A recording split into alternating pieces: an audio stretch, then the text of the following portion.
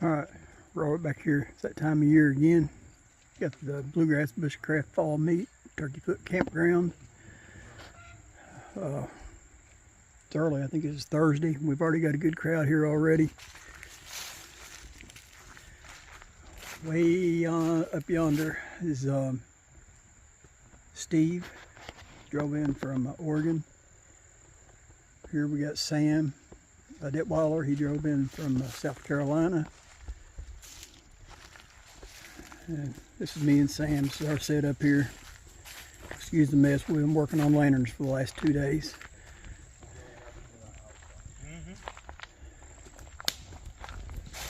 Check this out. Sam made this beauty for me. It's pretty slick.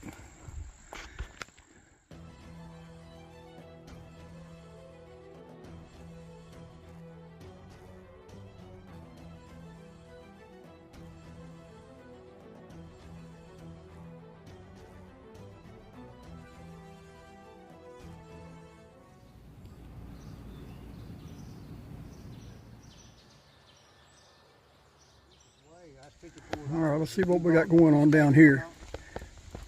We got Loy, Sam, and Steve. Getting a protein. Loy, what we got going on here, buddy?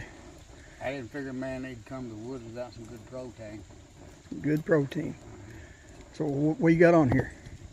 A big old ribeye. Big ribeye. That's where your ribeyes come from. But they didn't cut it up. It's just a whole chunk at Sam's. Whole chunk.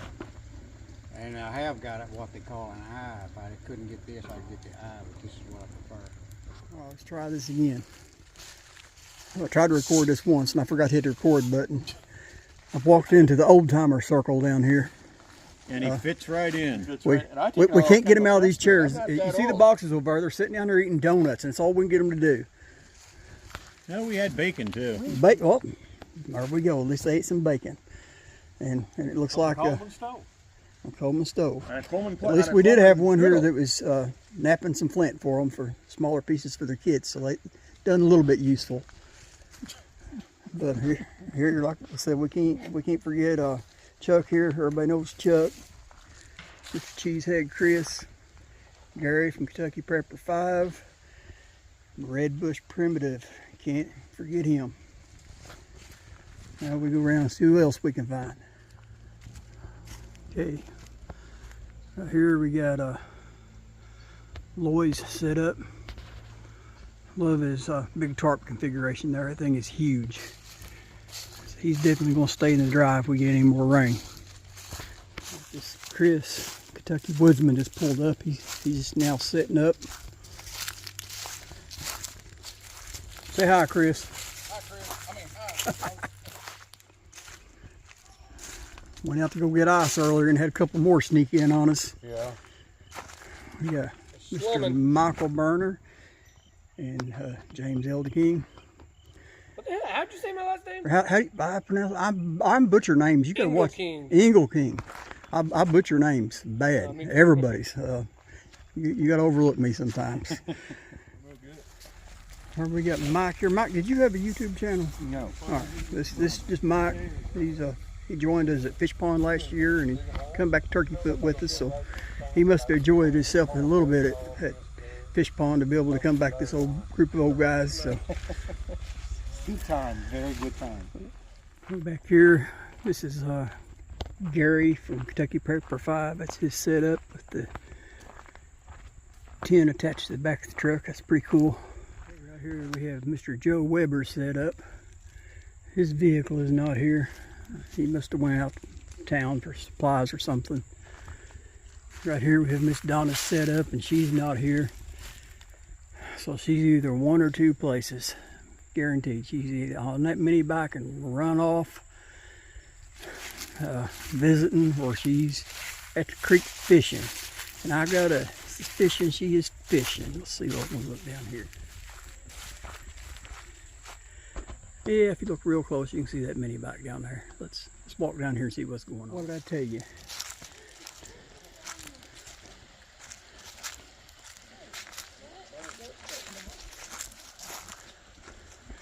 I couldn't find you, and I had a suspicion you'd be down here fishing. Well, I come better prepared this year, Robert. Look here at this stringer I got. Because remember what you had to. I ain't worried about the stringer. I'm worried about what's on the other end of the stringer. Nothing. Yeah, but last year I had plenty on the other end of the string and no string. Now look what I got. Now you've got a stringer with nothing on it. Donna, you got it all wrong. I know. I was better off with my little. We got Sam over here still fiddling lanterns. Sam, how many lanterns have you fiddled since you've been here? I really don't know. A few anyway. I hired Sam on to fiddle lanterns for me while we were here. You're the supervisor? You got it. You see it. I'm in my lazy boy sitting back supervising. Yeah, that's what I thought. The way he described it. Get that fixed, Sam. That boy's waiting on that. Okay, I was up at my camp. I left these old timers alone for 5 minutes, and I seen flames 10 foot high. You can't leave them alone. You can't leave them alone 5 minutes, and they got 10 foot high flames. This is how you don't. This is how you don't fix a Coleman stove. That's how Chuck the film crew's here. Okay, I'm not exactly sure what's going on up here, but I think we've got a man that can explain it.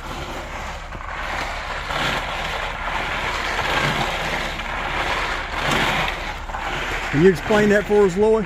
Yeah, you buy a brand new paint can, so you got to have it sealed good inside. Put your ice cream mix in it. Put your rock salt just like a freezer. You strap it onto your wheel. Jack one side up, block it good so it don't run off. Put it in dry. And if you look right here, Rob, you can control the speed of how fast it's turning with a stick from here, so I can make this seat go back to go faster or slower.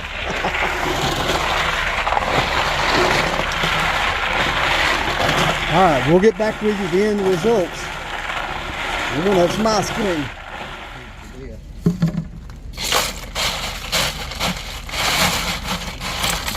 You got a way to get that off? I left my Leatherman laying on the Yeah, I was gonna say I got table. That's gonna start me out. Actually, yeah, I got a here multiple. There you go. Multi-tool do it. There's probably See what we got. can opener on Inside there. the tools are on the inside. Probably just a flat screwdriver, maybe. Yeah. It should have can opener on it too. Well, I'm just going to. Yeah, what you need? I don't want to bend it up because I want to reuse it if I can. That's happened too. Don't hurt you, just don't taste it good. This is the chocolate, and then I've got some vanilla, so we can make another batch. Let's see if I can grab a It's like spoon. ice cream. Let's see if I can grab it. Still need to go a little bit more. Yes, needs to go a little more, but it's freezing around the edges. Yeah, we need to get a little more then. I'll put it back You might in. need to taste it though first. Oh, you want to taste it? Go ahead. Just see how it's going. I never had 8 paint before, but it looks Boys Ice Cream Factory.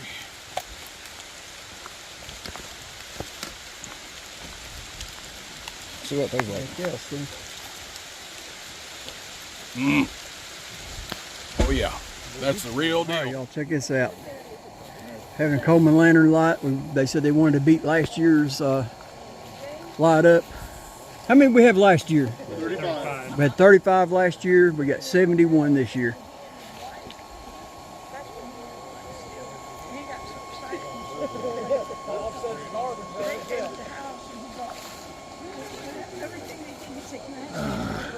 Down again.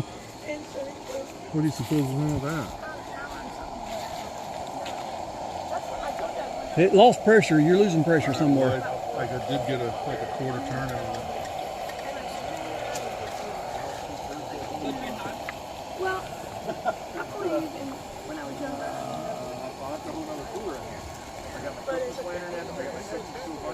Is that too cool or what? you can drop your doors down and have more cover.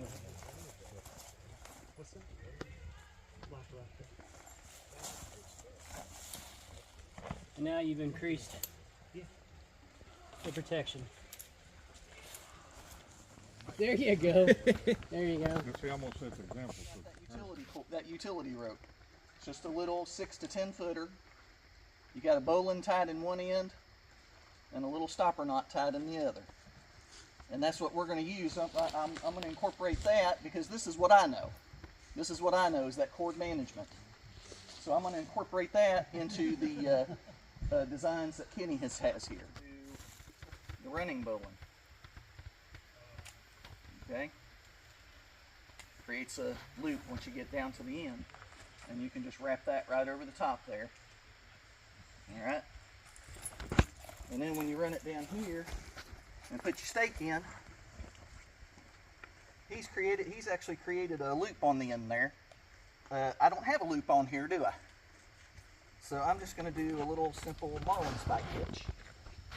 Create that overhand loop, climb up towards the long end, your attachment point, okay? And it creates a nice little loop there, and you just take your tent stake, stick it through there, bang.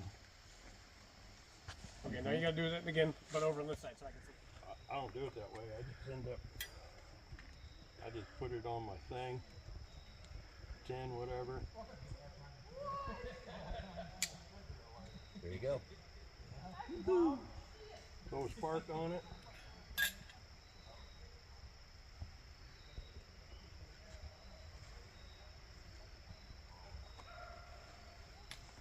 And then if you're well endowed, you can tuck that thing away so you don't set it on fire. Words of wisdom. You talk like you're speaking from experience. You've been close a couple times.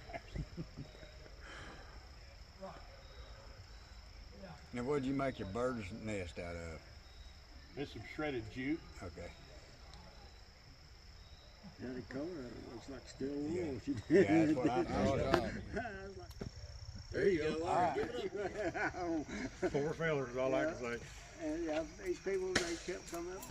Wow. So I've got a piece of board with a piece of leather on it, and I get that green from Harbor Freight, the green compound, and I impregnate that with it to do my last buffing. So, but basically what you want to do is to get your blade profile, is you got to start with a rough grit, and what you're wanting to do is you're wanting to get that down till you feel a barb, a row on the side of that knife. When you feel them, see them old timers, you think they're doing like this, but they may be doing this. They're trying to find that when it rolls. And when you find that roll, you know you found that keen edge. And then when you go down, as you go on down to your finer and you strike, basically what he explained is like bending the wire back and forth, and you're trying to break that bead off. And when you break that bead off, that knife is sharp as ever going to be. And a firm grip on it like that with my fingertips. Even if they pull it out of my hand, it's not going to cut me. That's a good one. And if you're working out, whittling, working on the workbench, whatever, you lay your knife down. If it's a folder, close it up. Don't leave it laying open. Same with the sheath knife. As soon as you get done using it, put it back in the sheath. Bad habit to leave it. I'm bad myself. I was over on the workbench, keep going. And you're looking, there's a sharp edge on it. You reach over, grab something, you're cut. Always, I don't care if it's just for a minute. You know, if you're using a folder, fold it back up, drop it in your pocket. Don't take just a second. That's it. It may save you some stitches. Plain old ordinary gauze. Now, if Thomas was playing with his knife there and he cut his forearm right here, the first thing I'm going to tell him, How come Thomas always gets to be the he's victim? probably going to be holding it anyway, but if he's not, I'm going to tell him to put pressure on it. He's getting Hold Thomas it. because Thomas knows how to play the game right. While I'm getting my stuff together, and ordinarily the first thing I would do is I'd put on a pair of gloves. For 2 reasons. One is on account of bloodborne pathogens. There's all kinds of diseases out there that are present in blood. But the other thing is I might have something on my hands that I don't want to introduce into his cut. So while he's opening that, I'm going to get some gauze together. And I'm just going to take a couple of the gauze covered. Is it just tight enough to hold the gauze where you had it? Right, but now if you had to put a lot of pressure on there, it's a pretty good size cut. Now I want to do a pressure bandage. Okay. And what Today I'm going to doing do, a basic rundown of herbal medicine. First a few tools.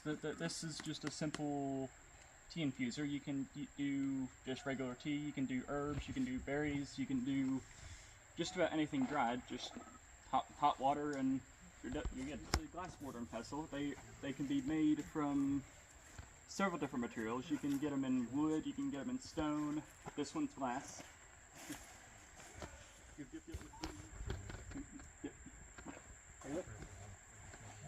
And what will that do? This is usually done with alcohol and. There you go. There you go, There's your Gary. alcohol, Gary. Yep, there's the alcohol. So what's this one? What's it for? Goldenrod specifically. Y'all trying to make me out to be a drunk, but I was trying to ask a legitimate question. People use alcohol to make their tinctures and stuff with. This is actually from one of our friends, and that makes them. And we'll test that for You know, what would the salve be used for? It's like a balm, like a lip balm.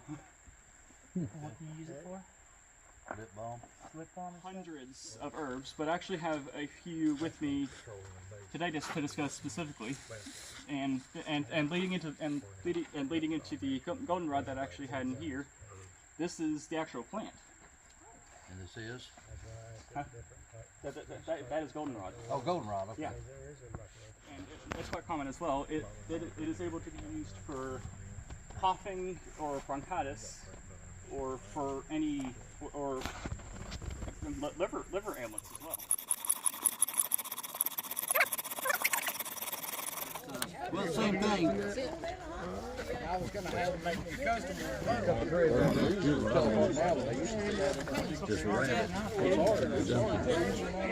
Take the lid off that for me, Chris. Yes, sir. See what we got in there.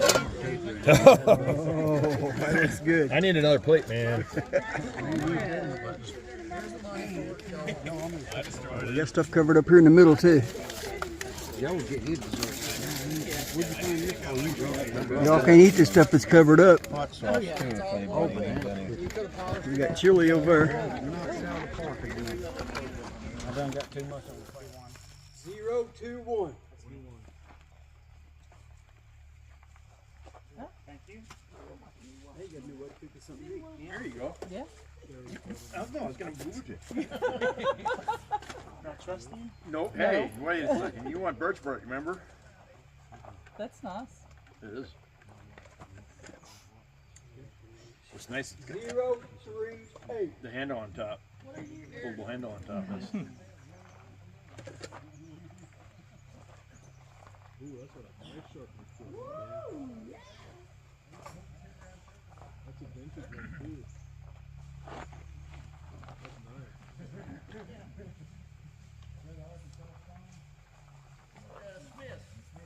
This was an 80s hairstyle.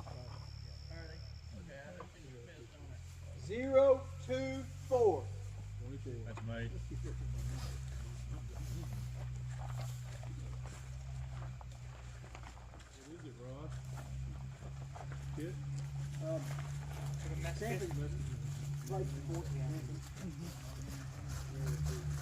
Zero, 3, 1. Hi, baby. You got a skin. You got a skin. 0, 1, 9. Over here. 0, Robert, over here. Over here. Oh, there you go. Another one. Ooh. Yep. All right, this is the last night of the fall meet. We had a pretty good turnout, had 27 people. We lost several because of the storms that recently went through that would have been here, so we would have had a bigger crowd. But man, the weather was perfect. I mean, you couldn't ask for better weather. And man, we all had a great time. We shared lots of skills. I shared a few clips in the video, but can't film it all. But show you a few clips here and there. And man, if y'all ain't coming out to these events, you don't know what you're missing. It's all free, don't cost you pennies, bring you food and your gear. And man, we have a blast. A lot of fellowship, a lot of good eating, and sharing skills. Yeah, I'm laid back in this hammock, and it's about midnight, so I guess I'll catch you all on the next one. Like, share, subscribe. God bless.